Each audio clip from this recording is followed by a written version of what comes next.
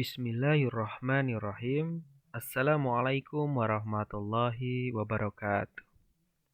Alhamdulillah, kembali lagi bertemu dengan Bapak. Di sini, di video ini Bapak akan menjelaskan sebuah materi untuk kalian. Setelah kemarin masa liburan kalian sudah beres dari hari Rabu sampai hari Minggu, gimana masa liburannya menyenangkan untuk kalian?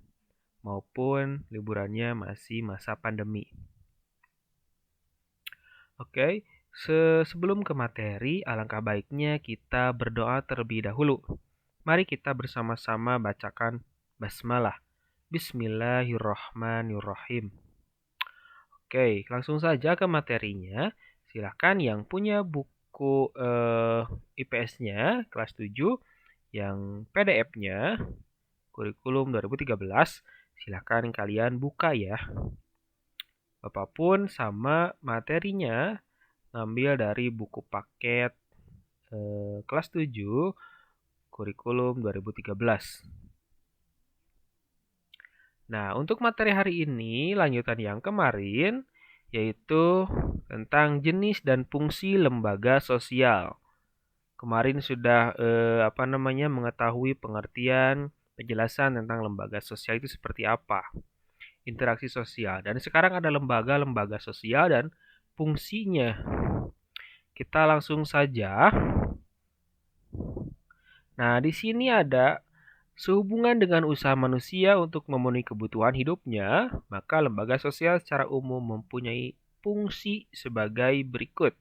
Yang pertama, fungsinya memberikan pedoman pada anggota-anggota masyarakat bagaimana mereka harus bersikap atau bertingkah laku dalam menghadapi masalah-masalah yang muncul atau berkembang di lingkungan masyarakat, termasuk yang menyangkut hubungan pemenuhan kebutuhan hidupnya. Lembaga sosial memberikan arahan kepada setiap anggotanya sebagaimana ia seharusnya berbuat sehingga tidak menimbulkan penyimpangan yang dapat meresahkan masyarakat. Yang kedua, yang poin B, menjaga keutuhan masyarakat yang bersangkutan. Lembaga sosial bermaksud untuk menghimpun dan mempersatukan anggota-anggotanya agar tercipta integrasi dalam masyarakat. Namun, apabila dalam suatu lembaga sosial sudah tidak ada lagi perilaku-perilaku warga masyarakat yang sesuai dengan nilai-nilai yang ada, maka dapat dikatakan bahwa telah terjadi disintegrasi. Lembaga sosial mengatur berbagai aktivitas masyarakat sehingga terwujud kehidupan yang serasi atau harmonis, memberikan pedoman kepada masyarakat untuk mengadakan sistem pengendalian sosial atau kontrol sosial. Artinya, lembaga sosial sebagai sistem pengawasan masyarakat terhadap tingkah laku anggota masyarakatnya. Nah, itu yang poin C-nya. Lembaga sosial yang ada di masyarakat bentuknya bermacam-macam, seperti ada lembaga keluarga, lembaga agama, lembaga ekonomi, pendidikan, dan lembaga politik. Nah, dari ke 1, 2, 3, 4, dan 5 lembaga ini banyak sekali fungsinya. Dengan adanya lembaga sosial, masyarakat itu bisa terkontrol kembali, yang tadi udah dijelaskan, terkontrol dari cara bicaranya.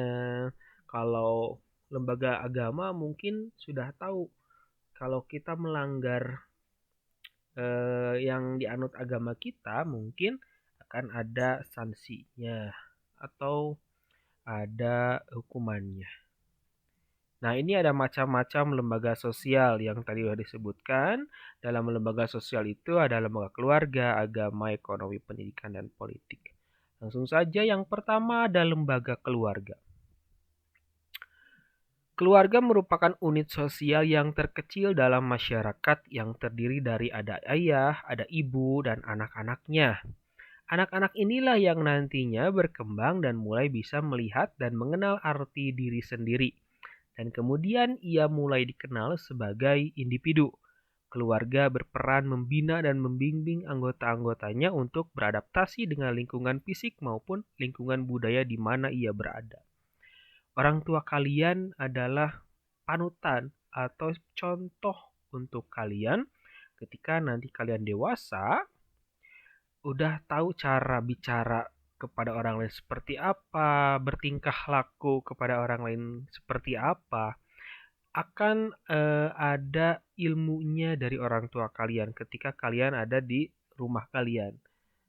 Diajarkan oleh orang tua kalian, oleh ibu kalian, oleh bapak kalian diajarkan bertutur kata yang baik kepada orang tua, kemudian apa namanya, kegiatan-kegiatan yang positif, pasti orang tua menyarankan kepada kalian berbuat hal-hal yang baik.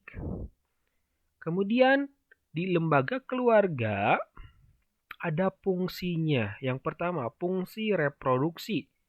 Dalam keluarga, anak-anak merupakan wujud dari cinta, kasih, dan tanggung jawab suami istri meneruskan keturunannya. Keluarga mempunyai fungsi reproduksi, artinya dari pernikahan diharapkan akan memberikan keturunan atau anak-anaknya. Fungsi proteksi atau perlindungan. Keluarga memberikan perlindungan kepada anggota-anggotanya atau anak-anaknya, baik perlindungan fisik maupun yang bersifat kejiwaan, pendidikan. Kemudian apabila di dalam keluarga terdapat rasa aman, proses-proses sosial di dalam keluarga dapat berjalan harmonis. Yang ketiga, fungsi ekonomi. Pada umumnya dalam sebuah keluarga, ayah merupakan kepala keluarga serta menjadi tulang punggung keluarga yang memberi asupan makanan, kemudian upah kepada anak-anaknya, ngasih jajan dan sebagainya itu dari ayah yang mencari nafkahnya. Ayah mempunyai kewajiban memenuhi kebutuhan ekonomi anak-anaknya dari pendidikan dan sebagainya. Pada masyarakat modern tidak menutup kemungkinan ibu juga mencari nafkah. Banyak sekali yang seperti itu. Orang tuanya, ibu dan ayahnya mencari nafkah, mencari uang untuk keluarganya atau untuk anak-anaknya, sekolah, untuk makan, untuk kebutuhan sehari-harinya. Membantu perekonomian keluarga. Suami dan istri memikul tanggung jawab ekonomi terhadap anak-anaknya. Kerjasama yang baik antara ayah dan ibu di dalam mengelola pendapatan menjadikan keluarga dapat memfungsikan ekonomi secara efektif dan efisiennya. Kemudian fungsi sosialisasi. Keluarga berperan membentuk kepribadian anak agar sesuai dengan harapan orang tua dan masyarakat. Keluarga merupakan sosialisasi pertama bagi anak atau sosialisasi primer atau utamanya, pokoknya. Ketika orang tuanya berbicara sama ayahnya, bertutur kata yang baik, pasti anaknya pun akan mencontohnya. Tetapi kalau misalkan orang tuanya kasar dengan ibu dan ayahnya itu berbicaranya kasar, nantinya anaknya kepribadiannya pun akan keras seperti ayah dan ibunya. Makanya ketika orang tua bertutur kata yang baik, contohlah. Tetapi kalau tutur kata yang jelek, jangan dicontoh. Kita harus memperbaikinya. Fungsi efeksi. Keluarga memberikan kasih sayang dan perhatian pada anak-anaknya. Dalam keluarga pula diharapkan akan memberikan kehangatan perasaan pada anggota keluarganya seperti seorang bapak yang tetap memberikan perhatian dan kasih sayang kepada anak-anaknya tanpa membeda-bedakan itu anak pertama atau kedua atau bungsu dan sebagainya, jangan ada perbedaannya. Harus sama saling menyayangi kepada keluarganya atau anggota keluarganya. Keenam, fungsi pengawasan sosial. Setiap anggota keluarga pada dasarnya saling kontrol atau saling mengawasi karena mereka memiliki tanggung jawab dalam menjaga nama baik keluarga.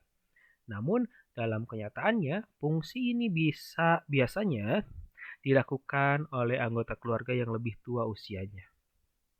Orang tua selalu mengawasi kepada anak-anaknya seperti apa, kemudian ngasih peringatan kalau misalkan anaknya tutur katanya tidak baik atau melakukan hal yang tidak seharusnya dilakukan dan sebagainya. Yang ketujuh, fungsi pemberian status. Melalui lembaga perkawinan ini, seseorang akan mendapatkan status atau kedudukan yang baru di masyarakat, yaitu sebagai suami atau istri. Secara otomatis, ia akan diperlakukan sebagai orang yang dewasa dan mampu bertanggung jawab kepada diri sendiri. keluarga, anak-anak, dan masyarakatnya. Fungsi dari status suami adalah sebagai pemimpin dalam rumah tangga mencari nafkah, sedangkan seorang istri berfungsi sebagai pendamping suami dalam menjaga keutuhan dan keharmonisan rumah tangganya. Jadi fungsi lembaga keluarga itu seorang kepala keluarga memberikan status kepada anak-anaknya dipernikahkan atau dinikahkan. Selanjutnya,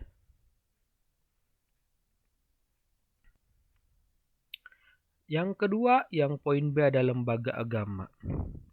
Lembaga agama adalah sistem keyakinan dan praktek keagamaan dalam masyarakat yang telah dirumuskan dan dibakukan. Agama yang dapat menjadi pelopor dalam menciptakan tertib sosial pada masyarakat. Agama merupakan suatu lembaga atau institusi penting yang mengatur kehidupan rohani manusia. Bangsa Indonesia dalam lintasan sejarahnya selama beribu-ribu tahun adalah bangsa yang toleran dan terbuka.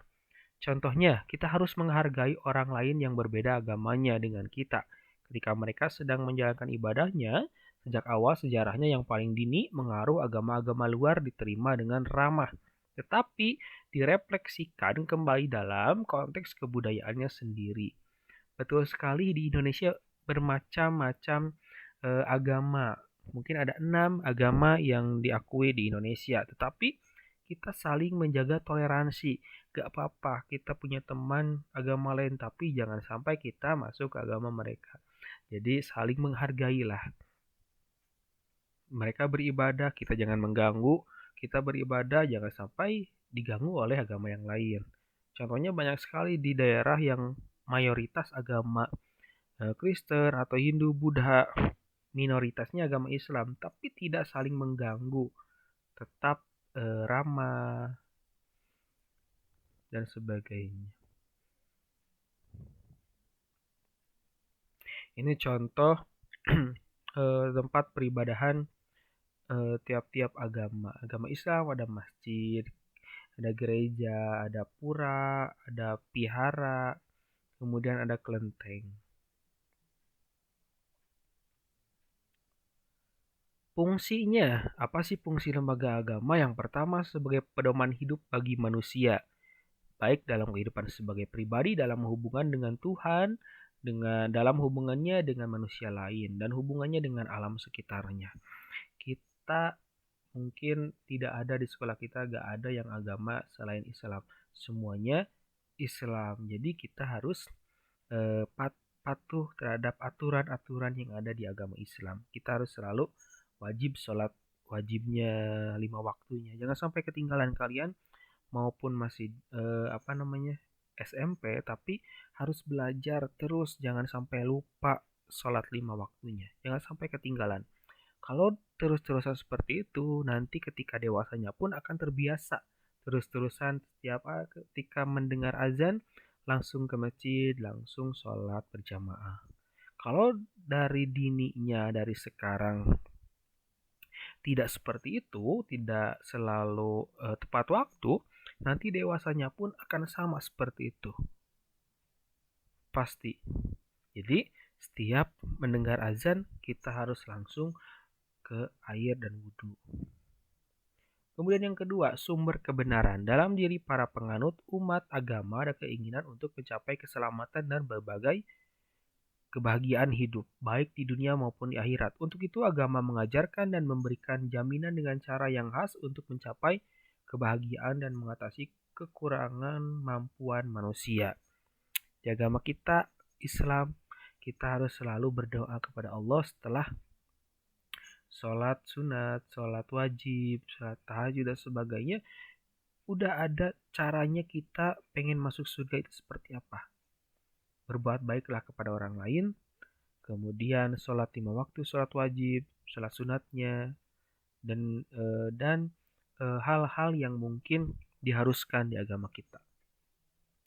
Yang ketiga, pengatur tata cara hubungan manusia dan manusia dengan Tuhannya. Kita dengan manusia lain, dengan sesama teman atau siapa saja kita harus berbuat baik kepada orang lain. Jangan sampai kita punya rasa benci, punya rasa dengki, punya rasa dendam kepada orang. Jangan sampai seperti itu. Maupun kita disakiti, tetapi kita pun jangan membalasnya menyakiti orang lain. Hati kita bersih, jangan sampai hati kita terkotori oleh rasa dendam, rasa dengki. Seperti itu. Kemudian ada tuntunan prinsip yang keempat, benar dan salah untuk menghindari perilaku menyimpang. Pasti kalian sudah tahu hal yang positif dan negatifnya di agama kita. Jangan melakukan hal-hal yang haram, tapi harus melakukan hal-hal yang mungkin diharuskan melakukannya di agama kita. Yang keenam, pedoman keyakinan. Nomor 5, pedoman mengungkapkan perasaan kebersamaan di dalam agama. Kau diwajibkan berbuat baik terhadap sesama. Berbuat baiklah kepada orang lain. Kita pun nanti akan dilakukan baik oleh orang lain. Nomor 6, pedoman keyakinan manusia. Berbuat baik selalu disertai dengan keyakinan bahwa perbuatan itu merupakan kewajiban dari Tuhan dan yakin bahwa perbuatannya itu akan mendapat pahala. Pasti yakin. Kalau kita berbuat baik pasti akan mendapat pahala. Sekecil apapun pasti kita akan dapat imbalannya, pahalanya. Nomor 7, pedoman keberadaan yang pada hakikatnya makhluk hidup di dunia adalah ciptaan Tuhan semata. Kita harus percaya bahwa semuanya yang ada di makhluk hidup yang ada di dunia itu adalah ciptaan Allah Subhanahu wa taala. Yang kedelapan, pedoman untuk rekreasi dan hiburan. Dalam mencari kepuasan batin, melalui rekreasi dan hiburan tidak melanggar kaidah-kaidah agama. Kemudian poin C ada lembaga ekonomi. Lembaga ekonomi bagian dari lembaga sosial yang mengatur tata hubungan antar manusia dalam memenuhi kebutuhan hidup sehari-harinya. Lembaga ekonomi lahir sebagai suatu usaha manusia menyesuaikan diri dengan alamnya. Apa sih fungsinya? Yang pertama, memberi pedoman untuk mendapatkan bahan pangan. Lembaga sosial ada pasar, ada mall. Itu masyarakat akan mendapatkan keinginannya pasti ada di sana. Pangannya, maupun itu primer, sekunder, dan sebagainya. Kedua, memberi pedoman untuk melakukan pertukaran barang atau barter, jual beli, tuker barang, dan sebagainya. Nomor 3, memberi pedoman tentang harga jual beli barang. Harga jual beli barang pedomannya kita harus jual beli berapa, kemudian ada interaksi sosial dengan satu orang dengan individu lain, itu adalah mungkin di pasar, di mall banyak sekali. Nomor 4, memberi pedoman untuk menggunakan tenaga kerja. Pasti ada membutuhkan lah, kita membuat sebuah perusahaan pasti membutuhkan karyawan-karyawan supaya barangnya bisa terkumpul banyak atau supaya terjualnya banyak, butuh karyawan untuk memasarkannya. Nomor 5, memberikan pedoman tentang cara pengupahan atau gaji bagi karyawannya. Ada mungkin caranya di lembaga ekonomi. Nomor 6, memberi pedoman tentang cara memutuskan hubungan kerja. Caranya mungkin dikasih tahu pedomannya seperti apa dengan cara baik, jangan seenaknya. Ada tata tertibnya yang harus dilakukan oleh perusahaan-perusahaan itu untuk memberhentikan pekerjaannya. Nomor 7, memberi identitas bagi masyarakat. Kemudian yang poin dia ada lembaga pendidikan.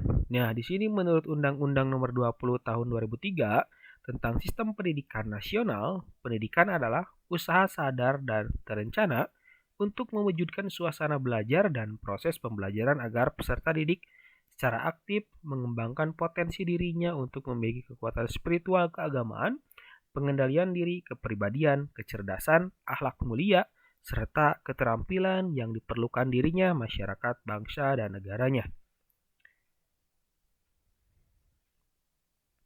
Di sini ada kata pendidikan atau education berasal dari bahasa Latin educare, yang artinya pendidikan merupakan proses membimbing manusia dari kegelapan menuju kecerdasan, pengetahuan, atau dari tidak tahu menjadi tahu. Fungsinya banyak sekali, fungsi lembaga pendidikan. Nah, di sini ada dua fungsi manifest lembaga pendidikan. Mempersiapkan anggota masyarakat untuk mencari nafkah dengan bekal keterampilan diajarkan yang diperoleh dari lembaga pendidikan seperti sekolah, maka seseorang siap untuk bekerja. Yang kedua, mengembangkan bakat perseorangan demi kepuasan pribadi dan bagi kepentingan masyarakat. Yang ketiga, melestarikan kebudayaan masyarakat. Lembaga pendidikan mengajarkan beragam kebudayaan dalam masyarakat. Yang keempat, menanamkan keterampilan yang perlu bagi partisipasi dalam demokrasi. Nah, kemudian yang kedua ada fungsi laten, fungsi yang tidak disadarinya. Dari lembaga pendidikan, yang pertama, mengurangi pengendalian orang tua. Keikutsertaan seorang anak dalam lembaga pendidikan seperti sekolah akan mengurangi pengendalian orang tuanya karena yang berperan saat dalam pengajaran dan pendidikan di sekolah adalah para gurunya yang mendidiknya. Jadi mungkin kurang pengendalian orang tuanya. Yang kedua, mempertahankan sistem kelas sosial. Lembaga sekolah diharapkan dapat mensosialisasikan kepada para anak didiknya untuk menerima perbedaan status yang ada di masyarakat. Yang ketiga, memperpanjang masa remaja. Adanya sekolah memungkinkan diperpanjang masa remaja dan penundaan masa dewasanya. Nah, mungkin seperti itu. Jadi, kalau tidak sekolah akan cepat dewasanya. Bergaulnya seperti apa dengan orang-orang yang mungkin di atas mereka umurnya. Maka akan cepat masa dewasanya maupun umurnya masih kecil dan sebagainya. Jadi di terakhir di lembaga politik ini ada fungsinya. Lembaga politik fungsinya itu adalah, nah ini ada lembaga-lembaga politik yang berkembang di Indonesia. Mungkin kalian sudah tahu ada MPR, ada presiden dan wakil presiden, DPR, DPD, pemerintahan daerah, kemudian DPRD, dan provinsi dan kabupaten, partai-partai politik. Nah, ini mungkin fungsi lembaga politik. Memelihara ketertiban di dalam negeri. Yang kedua, mengusahakan kesejahteraan umum atau masyarakat. Nah, mungkin itulah macam-macam lembaga-lembaga sosial. Tadi yang pertama ada lembaga keluarga, yang kedua ada lembaga agama, kemudian ada lembaga ekonomi, kemudian ada lembaga pendidikan, dan yang terakhir ada lembaga politik. Jangan sampai lupa ya, ada 5 lembaga sosial. Yang pertama ada lembaga kekeluargaan atau lembaga keluarga. Yang kedua ada lembaga agama, kemudian ada lembaga ekonomi, lembaga pendidikan, dan yang kelima ada lembaga politik. Nah, mungkin dicukupkan sekian materi yang Bapak sampaikan untuk hari ini. Semoga bermanfaat. Kalau misalkan ada yang kurang dipahami, silakan chat langsung ke WA Bapak pribadi.